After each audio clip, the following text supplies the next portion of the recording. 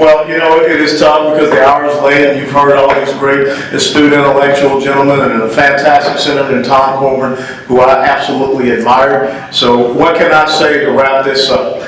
You know, we're not too far away from the 228th anniversary of the signing of the United States Constitution, September 17, 1787. And one of the great stories that I always like to tell is when Benjamin Franklin came out of Constitution Hall. He was met by a woman, a Philadelphia socialite by the name of Mrs. Powell. And Mrs. Powell asked Franklin one very simple question.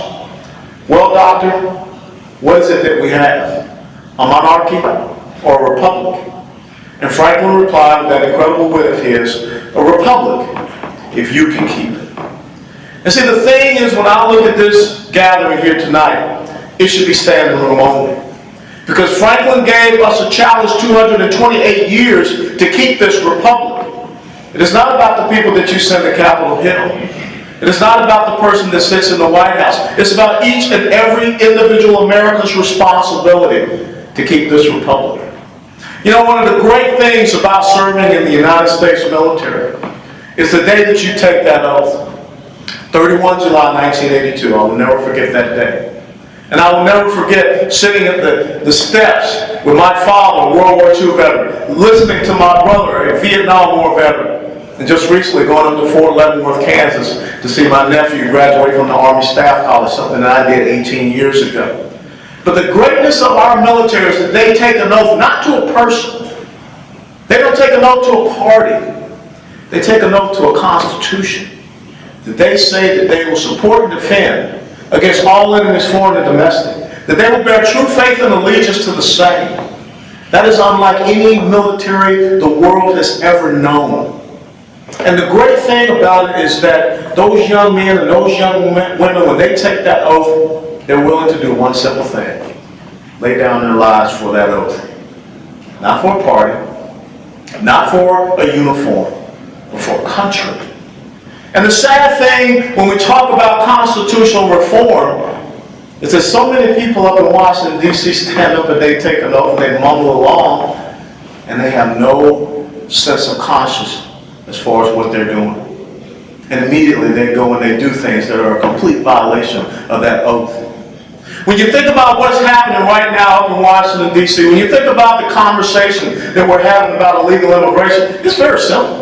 The Constitution says, Article 1, Section 8, Clause number 4, that the Congress makes the laws in regard to naturalization, not the executive branch. When you look around and you see every other Saturday morning for a while, we were waking up and finding out 2 guys here, 3 guys there, 4 guys here were being released from Guantanamo Bay. The president can't make that choice.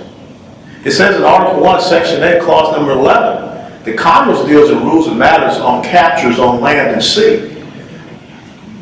But see, we don't pay attention. We don't understand these things. We don't challenge our legislators.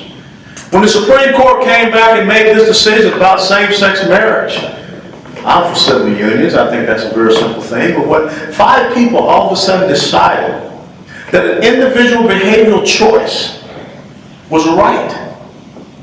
And what they actually did, they created a right that all of a sudden became a clash with one of the original rights. Your First Amendment right of the freedom of religion and the free exercise thereof. And we have people that come around and talk about separation of church and state, but the whole thing about Thomas Jefferson when he wrote that letter to the Danbury Baptist Convention was that he did not want to have a state to be the head of a church. He did not want to have a state that crushed people because of their religious freedoms, because that's why people came to the United States of America. And look what we have today. We have the state crushing people because of their religious belief and imposing fines. You know, Peter and also Senator Coburn talked about the bureaucratic administrative state. You know, when you have these excessive regulations that are being put in place, it is not that it's just not constitutional, this is hidden taxation. Because how is it that a bureaucrat, an unelected person, can come up and make a rule? This is not a monarchy, this is a republic, and the republic is about the rule of law, and the rule of law means the Constitution of the United States of America. See, I would wish that every person in the United States of America, every kid coming through high school, going into college, will be forced to read one simple book, and that was Montesquieu's Spirit of the Laws. If they read Montesquieu's Spirit of the Laws, they would understand where James Madison got the concept and the theory of separation of powers, checks and balances, co-equal branches of government. But see, unfortunately now, we don't even have people in Washington, D.C. that probably have read Montesquieu's Spirit of the Laws. And therefore, you have a legislative branch that's not legislating. When you look at the Constitution, look at the enumerated powers that are given to the Congress. They ain't given to the executive branch. And the judicial branch is only supposed to do one thing: interpret the laws, not make laws. Not do as Justice Kennedy did in his opinion that he wrote, where he said that it was the responsibility of the court, of the federal government, to ensure a person's dignity. Where is that in the Constitution? You know, my mother taught me, the great Southern woman that she was from Georgia, self-esteem only comes from doing esteemable things. But as you said earlier, when you have Santa Claus out there trying to give you esteem, then you have a federal government that's off the rails as far as debt. Then you have a federal government that believes it's not about the pursuit of happiness, it's about a guarantee of happiness. And that's where we find ourselves today. You know, I was there when we brought up the balanced budget amendment and it was defeated in the House of Representatives. And to see people, your representatives, actually stand and cheer and clap when a balanced budget amendment failed on the people's floor, the people's house. See, this is not just about constitutional reform. It's about reforming us. It's about us going back home and being the adults in our home and making sure that we're training up our children in the right way, kind of like what it says in Proverbs. Because if we don't train up our children in the right way, if we're not talking about these things in our own homes, then the next thing you know, when they go out to high school, when they go out to college, someone else is teaching them a different lesson. Someone else is inculcating in them principles and values that are completely antithetical and contrary to who we are in this constitutional republic. First of all, most people couldn't even tell you what constitutional republic is.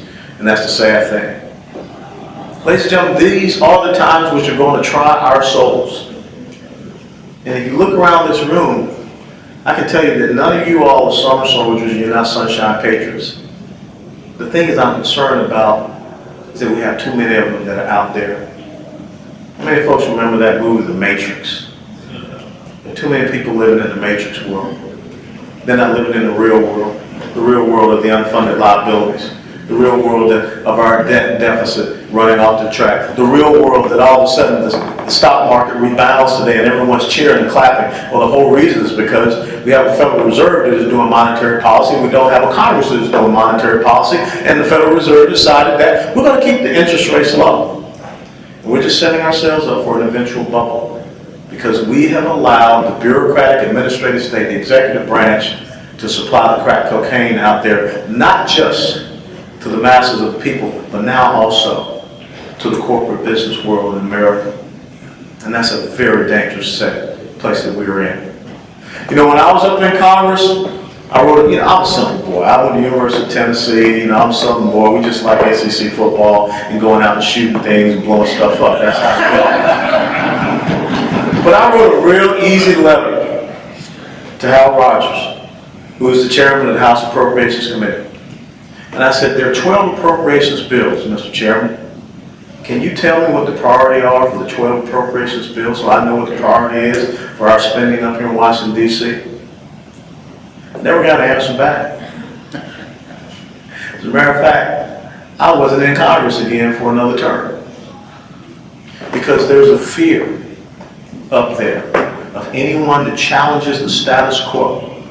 And as long as you continue to have the most lucrative, prosperous counties in the United States of America surrounding Washington, D.C., as long as you continue to fly to Washington, D.C., and you see construction cranes all over the place, but yet you do not see these closed storefronts opening up down here on Main Street, we can do all the constitutional reform.